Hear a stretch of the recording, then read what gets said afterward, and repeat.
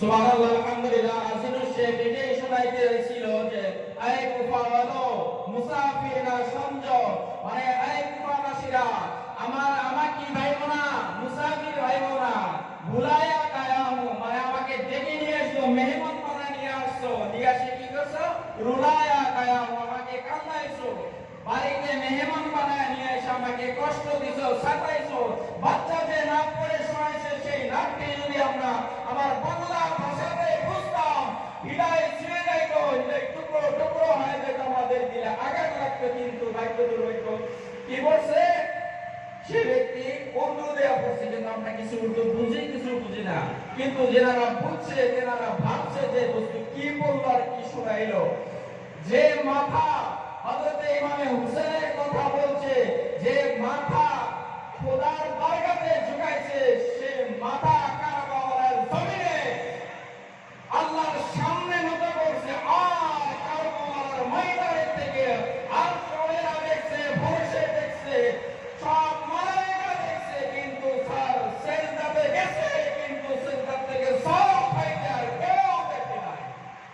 হযরত ইমাম হুসাইন রাদিয়াল্লাহু তাআলা এটা প্রমাণ করে দিয়েছে, যদি তোমার বিবাহ হোক, কেবল মুসিবতে থাকো, তোমরা যাতে নামাজ না ছাড়ো, নিজের কান মন ধন বিবি বাল বাচ্চাকে কারবালার ময়দানে সবকিছু লুটায় দিছে, নিজের জানকে লুটায় দিছে, সেজদাতে সর দিছে, মাথা আল্লাহর সামনে নত করছে। আর সেই মাথা নত আর উঠাইতে দেয় নাই ইয়াজিদের বাহিনীরা।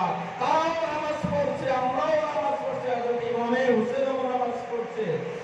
নামাজ পড়ার পরে তারা এসে কি করছে? হযরত ইমাম হুসাইনকে শহীদ করে দিয়েছে। আজকাল জামাত এরকম ধরনের মানুষ আছে, নামাজ পড়বে, রোজা রাখবে, হজ করবে, যাকাত দিবে, কিন্তু হযরত ইমাম হুসাইনের কথা যদি পাওয়া যায়, তারা ফতোয়া দিবে হযরত ইমাম হুসাইনের জন্য যা করো বিদআত, ইমাম হুসাইনের জন্য যদি তোমরা খানা পাকাও বিদআত হয়ে যাবে, ইমাম হুসাইনের জন্য যদি তোমরা প্রোগ্রাম করো প্রোগ্রাম বিদআত হয়ে যাবে। কিন্তু আল্লাহ রাসূল সাল্লাল্লাহু আলাইহি সাল্লাম বলছে, আনা মিনাল হুসাইন, হুসাইন মিন্নি ওয়া আনা মিনাল হুসাইন, আমি হুসাইনের সাথে মহব্বত করে, হুসাইন আমার সাথে মহব্বত করে।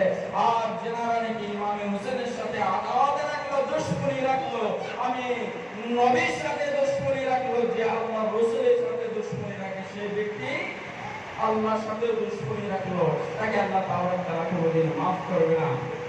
যাই হোক, বেশি কথা আমার কয়ে কারবালার বিষয়ে 10 মিনিট বলার জন্য আমাদের ভাই আব্দুর রহিমকে দাওয়াত দিতেছি, আসবে আপনাদের সম্মুখে 5টা মিনিট খালি কারবালার ভূমিকা তুলে ধরবে।